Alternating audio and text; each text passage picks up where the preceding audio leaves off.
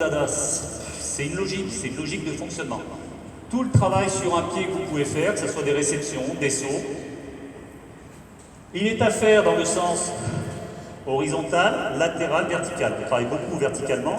Le tennis, c'est majoritairement je pousse par là-bas ou je pousse par là-bas. Donc ne pas hésiter à faire beaucoup de sauts, de réception en biais, de réception de l'autre côté, sur des petits. Gros travail comme ça au niveau de proprioception, gros travail de stabilisation. Une fois qu'on peut stabiliser, on peut propulser. Mais la plupart du temps, je vois des exercices avec des gamins où on cherche la propulsion alors qu'on n'a pas la stabilisation. Donc ça veut dire que c'est des hanches qui vont, au moment où je veux partir, je pars par là. Donc tout ce qui est à faire avec des petits, même avec des, je dis petits, et vous prenez des adolescents ou des filles qui n'ont jamais fait de travail de musculation, vous demandez un contre-mouvement de jambe, vous avez les genoux qui partent à l'intérieur, qui partent après. Réception, vous avez ça. Et après on s'étonne qu'il y a des genoux au service, les genoux partent par là. Juste un travail à un moment donné, de savoir si on est assez fort sur les fessiers, pourquoi garder cet aliment. Une fois qu'on l'a, pas de problème, on se propulse. Mais demander des sauts à ces gens-là, bah, c'est courir à la blessure.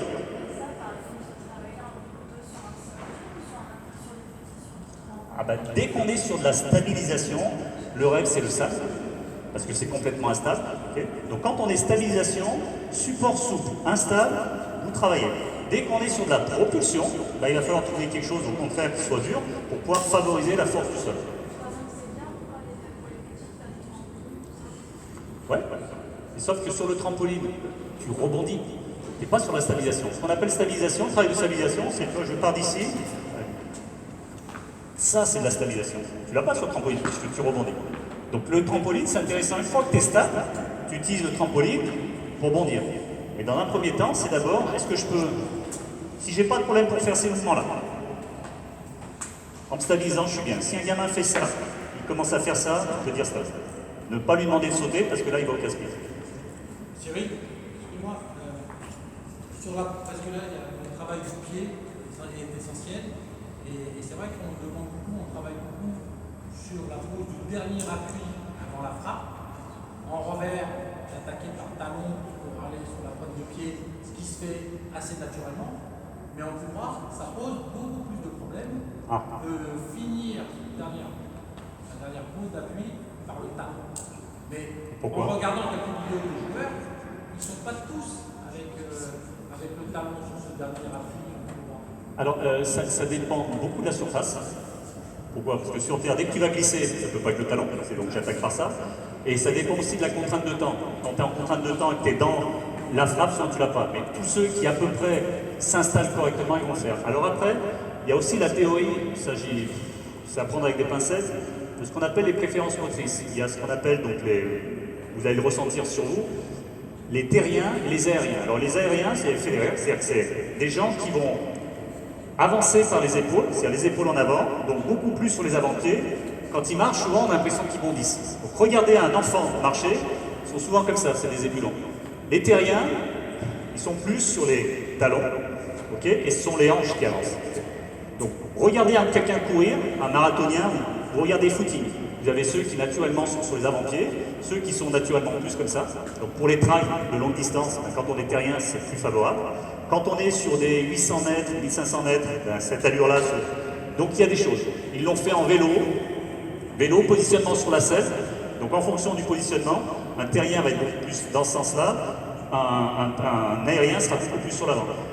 En Belgique, ils utilisent ça pour faire travailler pliométrique ou concentrique. C'est par exemple David Goffin, qui est un aérien, va beaucoup travailler sur l'aspect pliométrique pour développer justement cette capacité ici de rebond.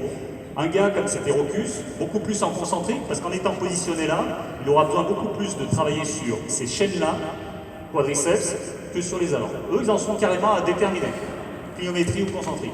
Il n'y a rien de scientifiquement pour en prouver, donc c'est ce qui m'embête un peu, mais dans cette logique-là, c'est normal. Alors il y a peut-être des gars qui vont se sentir plus facile en allant chercher cet avant-pied pour rebondir, quand d'autres vont nécessiter ce qu'on appelle l'ancrage correct de la jambe. Donc peut-être qu'il faut en tenir compte. Mais il ne faut pas tomber dans l'abus, parce que j'ai l'ami d'un copain qui est en moins de 10 ans national, Zébulon, toujours pareil. Pointe des pieds, je saute, il n'y avait pas d'ancrage. Donc il ne faut pas aller dans le sens inverse. À un moment donné, on a besoin de l'ancrage. Après, comment je vais le développer différemment, c'est autre chose. Et voilà, donc, sachez qu'il y a des fois des préférences motrices qui font que. Quelle est, par contre, sur l'ancrage de ce pied, la chose à éviter? En termes de blessure. On a parlé avec Cissé hier. On prend l'ancrage du coup droit, hein. Je vais chercher mon appui ouvert ici. Qu'est-ce qu'il va falloir éviter? Ouais, donc, quand je vais aller mettre, bon, appui ouvert ou appui en ligne. Je suis face à vous, je veux faire mon appui en ligne. La plupart du temps, le pied, on va le poser comment? Ouais, mais dans quel sens? Là. Sur l'appui en ligne, c'est traditionnel, c'est ce que vous apprenez il y a encore 60 ans, c'est je pose parallèle. Pourquoi? Parce que je vais devoir avoir une propulsion qui va se faire sur l'avant. Donc dans cette propulsion-là, j'ai toute ma surface de pied. Donc c'est intéressant ça. Si je veux pousser vers toi là, pour moi c'est plus intéressant de faire ça. Maintenant, quand je suis sur l'appui ouvert, je vais aller chercher beaucoup plus 45 parce que j'ai besoin de monter et de délivrer mes hanches. Okay. Or, nous, on nous avait appris l'appui ouvert de même positionnement. Donc ça, c'est action-réaction, je repars. Donc maintenant, les joueurs, systématiquement, vont être sur 45 pour pouvoir développer quelque chose qui allait un peu plus sur le haut et l'avant. Donc, positionnement différent déjà en fonction de l'intention qu'on a, première des choses, mais surtout le positionnement du genou par rapport au pied. Hein, donc dès que vous avez des joueurs qui vont en genou se mettre là-bas, ça, une fois, deux fois, trois. Non seulement on est avant-pied, on ne peut pas se propulser, mais c'est une fois, deux fois, sans. Donc pareil, un ancrage, c'est quelque chose où on va aller chercher la hanche, c'est la hanche qui va loader, charger, et de cette hanche-là, je vais pousser. Si je charge uniquement par là-bas, sur mon genou, il y a un moment donné, il y a les tendinites. Je ne suis pas efficace, c'est tendinite. Ça, il ne faut pas être un expert, mais déjà commencer à regarder ça, c'est important.